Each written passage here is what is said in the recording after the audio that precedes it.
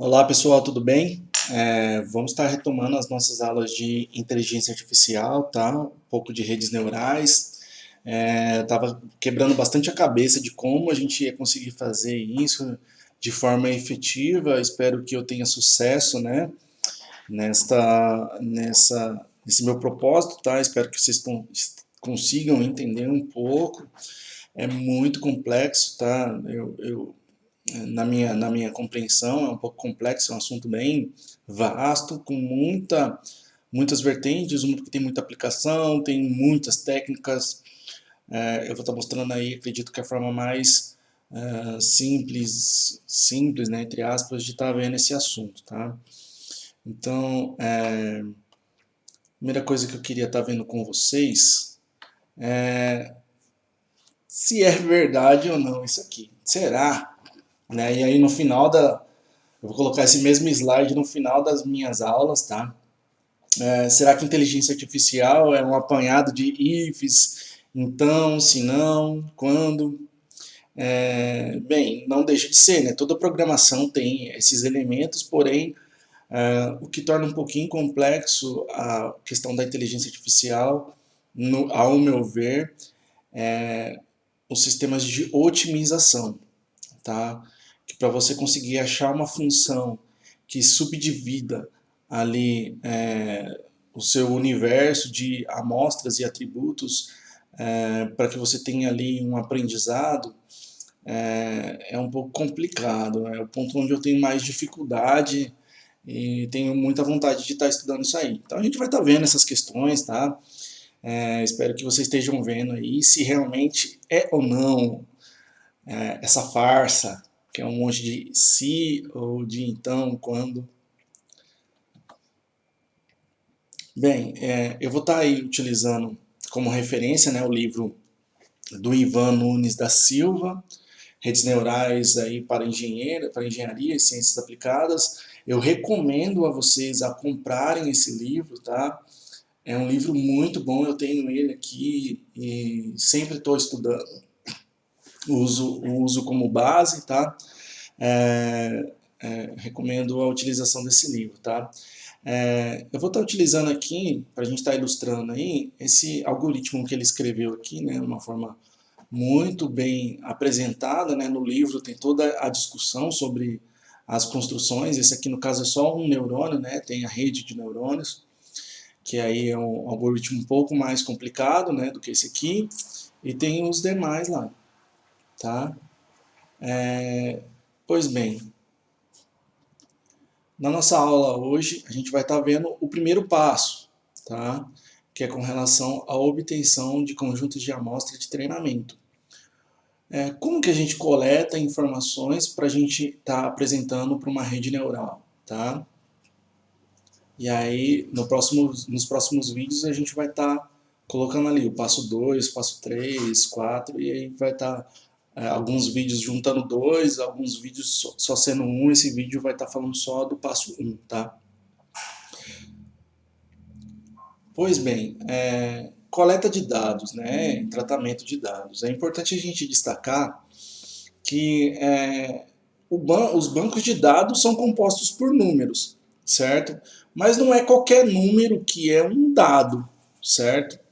É importante a gente destacar a questão da estatística, tá?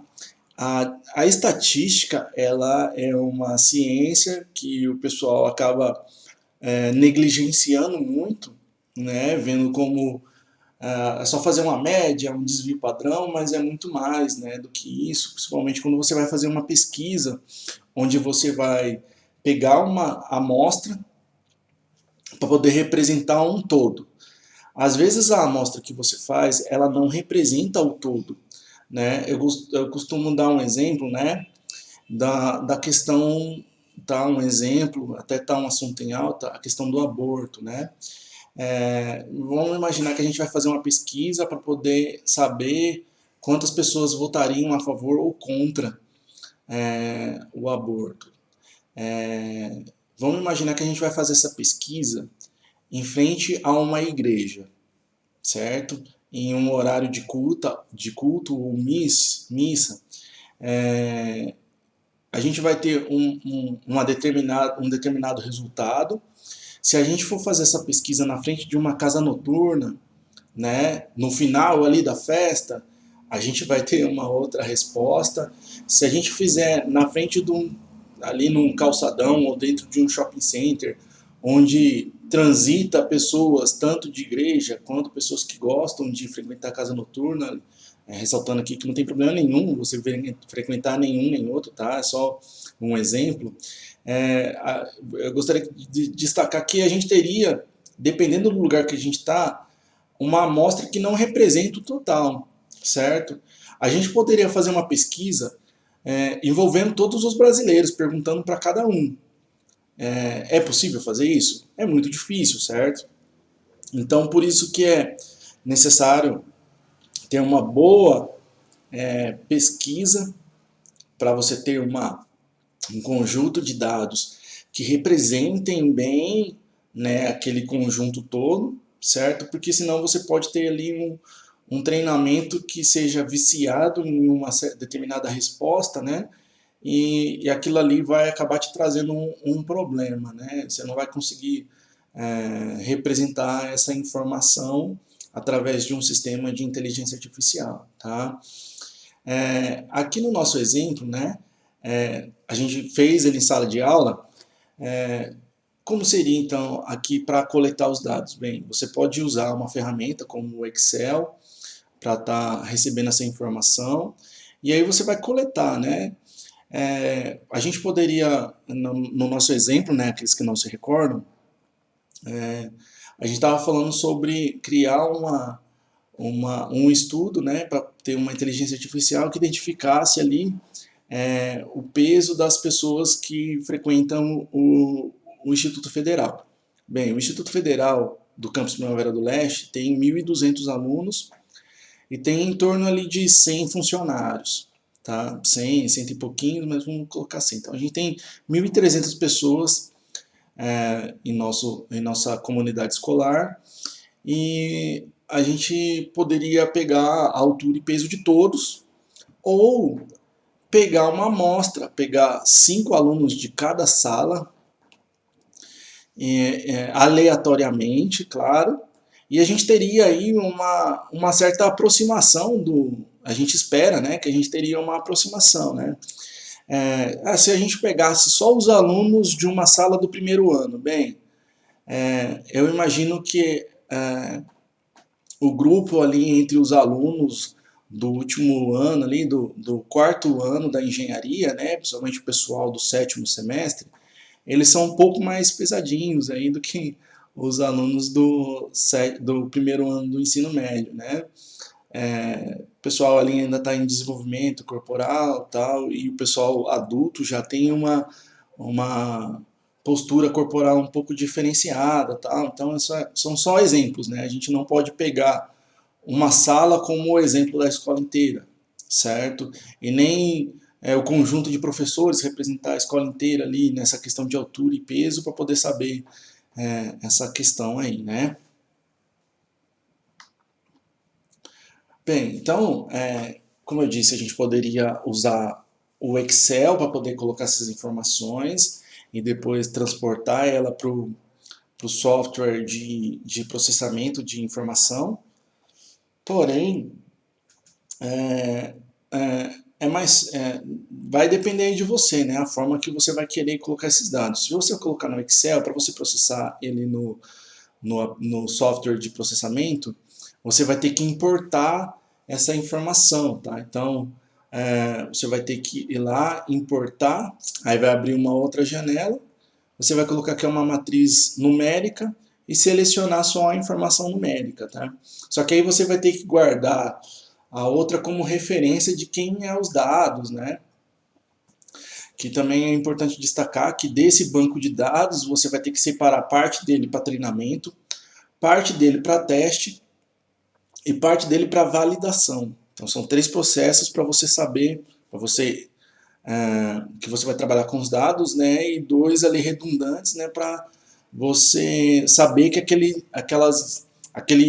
treinamento representa mesmo o conhecimento que você está querendo que ele tenha. tá? Você também pode, né, não usar o Excel e usar a própria linha ali, né, para poder inserir esses dados, né? Mas aí você não vai ter um rótulo ali dos nomes, né? Se colocar a altura 1.89, outra 1.62, tal, não tem problema nenhum, tá? E aqui também vai funcionar do mesmo jeito. Aí fica a critério de cada um, tá? Depois de coletado esses dados, importado, é importante que haja a normatização, tá? O que seria essa normatização, tá? Então vamos imaginar que a gente coletou um atributo da escola, a gente coletou dois, né, que era o peso e a altura.